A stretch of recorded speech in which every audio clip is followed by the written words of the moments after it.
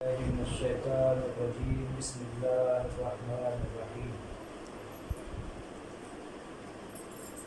الحمد لله الذي كدت الألسن عن غاية صفته والعقول عن كنه معرفته وتواضعت الجبابرة لهيبته وعنت الوجوه لخشيته وانقاد كل عظيم لعظمته فلك الحمد حمدا دائما متصفا ومتواليا مستوصفا الحمد لله الذي خلقنا فأحسن خلقتنا وأدبنا فأحسن تأديبنا وكرمنا بنبيه فأحسن تكريمنا وشرفنا بوجوده فأحسن تشريفنا الحمد لله الذي جعلنا من المتمسكين بولاية أمير المؤمنين علي بن أبي طالب عليهما السلام محمد وعلى اللهم صل على محمد وعلى محمد والباقين على مصائب الحسين عليه السلام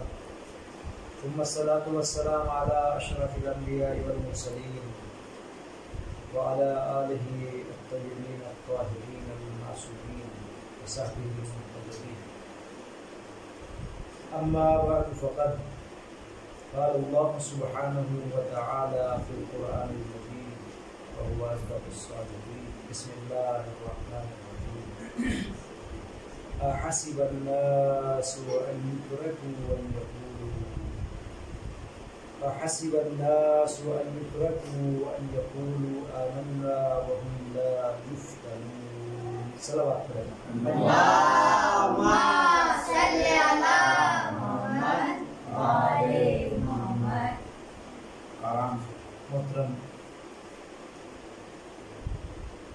آج کا یہ بیان حالات حاضرہ کو مد نظر رکھتے ہوئے چند گزارشات اپنی عوام اپنے محترم حضرات تک پہنچانا چاہتا ہوں، جس میں سب سے اہم گفتگو صبر کے اوپر ہے، امتحان کے اوپر، اور یہی وجہ ہے کہ اس گفتگو کے لیے آج ہم نے سورہ عنکبوت کی دوسری نمبر آیت کی تلاوت کی، جس میں پروردگار عالم نے ارشاد فرمایا احسب الناس ان یترکوا ان یقولوا، کیا لوگ یہ خیال کرتے ہیں کہ انہیں یہ کہنے پر چھوڑ دیا جائے گا کہ ہم ایمان لائے دیا جائے گا۔ اس آیت میں پروردگار عالم نے ایمان کے ساتھ ساتھ امتحان کے اوپر زور دیا ہے کہ صرف یہ کہنا کافی نہیں ہے کہ ہم ایمان لے آئے، نہیں، ضروری ہے اس کے ساتھ ساتھ پروردگار عالم نے ارشاد فرمایا کہ نہیں، امتحان بھی ضروری ہے، ایمان کافی نہیں ہے۔ انسان یہ کہہ کر چھٹنے والا نہیں ہے کہ میں ایمان لایا پروردگار تیری ذات پر، بلکہ امتحان بھی ہوگا۔ تو اسی آیت کے زیر نظر آج کے جو حالات چل رہے ہیں، حالات حاضرہ، اس میں سب سے پہلے تو گزارش اپنی قوم سے، پوری عوام سے یہ ہے کہ صحیح ہے انسان پریشان ہے، لیکن ہمیں یہ سمجھ میں نہیں آتا کہ انسان پریشان کیوں ہے، پریشانی کس بات کی ہے۔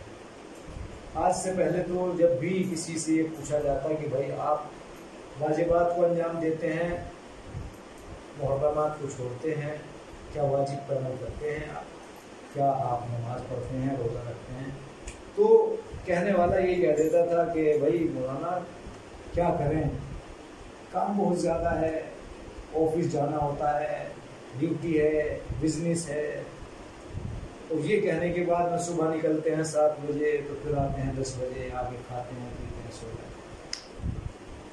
تو پروردگار عالم نے یہاں امتحان لے کے دیکھا کہ دیکھو یہ کہتے تھے نا کہ ہم یہ نہیں کر سکتے کیونکہ بزی ہیں، ہم یہ نہیں کر سکتے کیونکہ تجارت کرتے ہیں، ہم یہ نہیں کر سکتے کہ بزنس مین ہیں، ہم یہ نہیں کر سکتے کہ دکان پہ جاتے ہیں، ہم یہ نہیں کر سکتے کہ ہمارا کاروبار ہے۔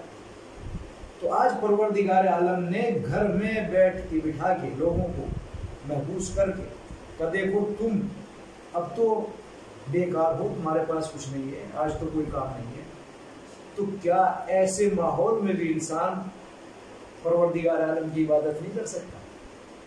کیا ایسے ماحول میں بھی پروردگار عالم کو یاد نہیں کر سکتا؟ کیا ایسے ماحول میں بھی پروردگار عالم کے قریب نہیں جا سکتا؟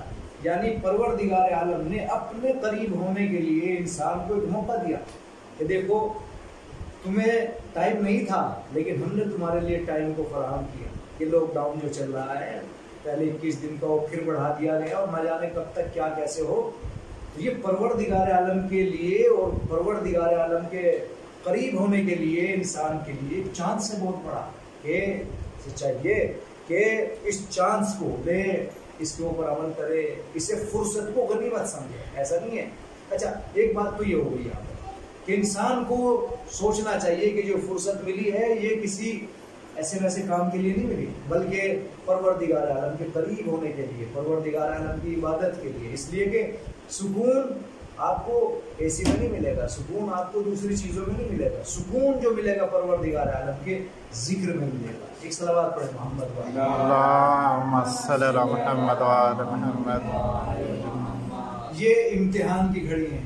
اچھا کس کا امتحان پروردگار عالم نے نہیں دیا؟ آؤ آپ کو میں ایک چھوٹا سا واقعہ جناب ایوب کا سنا تھا۔ جناب ایوب کا کس طریقے سے امتحان لیا، آج بھی ہم امتحان کی زندگی گزار رہے ہیں، اور یاد رکھیے یہ مقدمہ ہے، آج یہ حالات حاضرہ مقدمہ ہے امام زمانہ کے ظہور کے لیے۔ صلی اللہ محمد وعلی محمد ہمارا یہ دیکھا جائے کہ امام زمانہ کے ظہور کے لیے یہ ایک مقدمہ ہے۔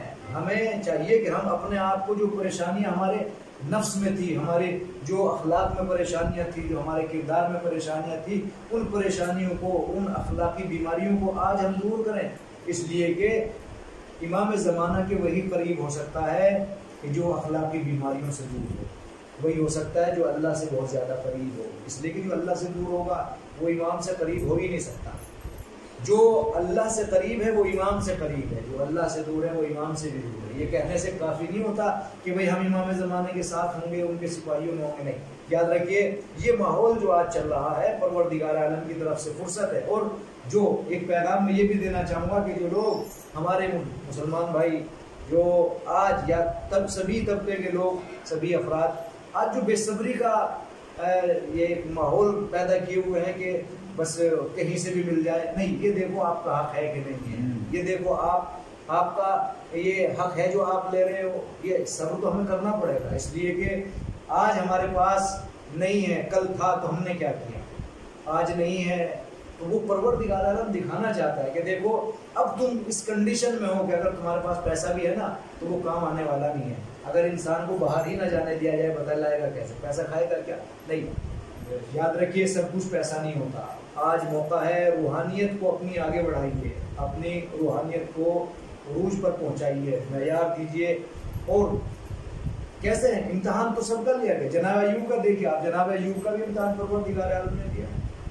جناب ایوب کے تقریباً 7 بیٹے اور ان کی بیٹیاں بھی تھیں، پروردگار عالم نے سب کچھ دیا، مال دیا، دولت دی، سمجھے، تجارت، سب کچھ تھا جناب ایوب کا، لیکن ایک موقع ایسا آیا کہ جس میں جناب ایوب کے پاس نہ مال رہا، نہ دولت رہی، نہ اولاد رہی، اور ایسی بیماری، جیسا کہ ایک روایت کے اعتبار سے اگر دیکھا جائے تو ایسی بیماری ہو گئی کہ سب نے چھوڑ دیا جناب ایوب کو، سب نے چھوڑ۔ آج دیکھیں آپ یہ جو بیماری ہے، اگر کسی بچے کو کسی کے بیماری ہے یا کسی کے بھائی یا باپ کو بیماری ہے تو دور سے دیکھ رہا ہے، اس کا مطلب یہ کہ یہ کنڈیشن کبھی بھی آ سکتی ہے۔ جناب ایوب کا زمانہ دیکھیے، جناب ایوب کے زمانے میں ایسا ہی ہوا، سب نے چھوڑ دیا، رشتہ داروں نے چھوڑ دیا، اور جتنے بھی آس پاس میں پڑوسی تھے انہوں نے چھوڑ دیا، صرف اور صرف اگر کام آئی تو ایک بیوی کام آئی، بیوی ساتھ رہی اور بیوی نے بڑا ساتھ دیا۔ اب یہاں تک دیکھیے یعنی کتنا سخت امتحان جناب ایوب کا تھا۔ جناب ایوب امتحانات کی زندگی گزار رہے، 80 سال کی عمر ہے، جناب ایوب امتحان میں ایسی بیماری لاحق ہو گئی کہ لوگوں نے آپ سے رشتہ توڑ دیا۔ آپ سے دوری اختیار کر لی، آپ کو باہر ڈالنے کے لیے کہہ دیا کہ یہاں سے نکالو ورنہ یہ وبائی بیماری ہمیں بھی لگ جائے گی. جیسے آج کا ماحول یہ چل رہا ہے کہ نہیں ہاتھ نہ ملانا، نہیں کسی کے پاس نہ جانا، منہ سے منہ ملا کے بات نہ کرنا، ماسک باندھ کے بات کرنا، کسی کے قریب نہ جانا، گھر سے باہر نہ نکل، یہ سب کے سب جناب ایوب کے ساتھ بھی ہوا. اس کا مطلب ہے کہ بہت سخت امتحان تھا جناب ایوب کا. آج آپ ہی کا امتحان سخت نہیں ہے، یہ تو امتحانات ہوتے چل رہے ہیں، ہم تاریخ پڑھتے نہیں ہیں اس لیے ہمیں پتہ بھی نہیں چلتا. لہٰذا جناب ایوب کا امتحان ہوا، لوگوں نے کہا کہ نہیں ان کو ایسی بیماری ہے ہم تک پہنچ جائے گی، لہٰذا انہیں باہر نکال دیا جائے. ساتھ کس نے دیا؟ بیوی. لوگوں کے گھروں میں کام کرتی تھی جا کے اور آ کے اپنے اور اپنے شوہر کے لیے کھانے کا انتظام کرتی تھی جناب ایوب کی زوجہ. لیکن ایک زمانہ وہ آیا کہ جس میں جناب ایوب کی زوجہ کو پڑوسیوں نے، محلے والوں نے، گاؤں والوں نے یہ کہہ کے گھر سے نکال دیا کہ ہمارے یہاں کام کرنے کی ضرورت نہیں ہے، بلکہ اگر تم ہمارے گھروں میں آؤ گی تو شوہر کی بیماری تم ہمیں بھی لگاؤ. کس نے ساتھ دیا؟ یاد رکھنا ایسے موقعوں پر اپنا ہی ساتھ سامنے ساتھ آتا ہے، اپنا ہی ساتھ دیتا ہے، دوسرا کوئی ساتھ نہیں دیتا. بس 1 منٹ کی بات اور پورے پہنچا دوں آپ لوگوں تک. یاد رکھیے گا جناب ایوب بیوی صرف جناب ایوب گھر میں بیٹھ گئے، کہاں سے لے کے آئے؟ روایات ہیں کہ جناب ایوب کی بیوی نے بال کاٹے اپنے اور جا کے وہ بیچے اور بیچنے کے بعد میں شوہر کے لیے کھانے کا انتظار کیا.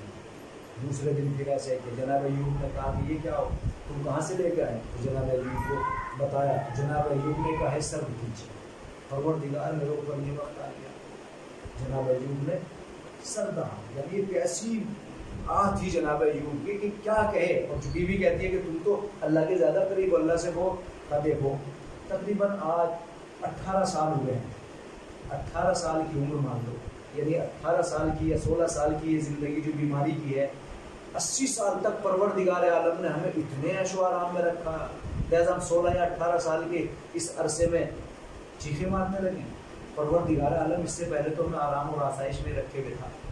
لہٰذا جناب ایوب نے شکایت نہیں، صبر کا مظاہرہ کیا. اور اگر دیکھا جائے اپنی قوم سے بھی یہ کہوں گا کہ آج ہمارے پاس صبر جناب ایوب کے صبر کے ایک نقطے کے برابر بھی صبر نہیں، یہ قطرے کے برابر بھی. صبر ایوبی مشہور ہے، سمندر تھا ان کا صبر، ہمارے پاس ایک قطرہ بھی نہیں ہے. لہٰذا ہمیں صبر کی ضرورت ہے اور عبادت کی ضرورت ہے تاکہ ہم اپنے آپ کو روحانیت کے اعتبار سے اسٹرانگ بنا لیں اور طاقتور بنا لیں.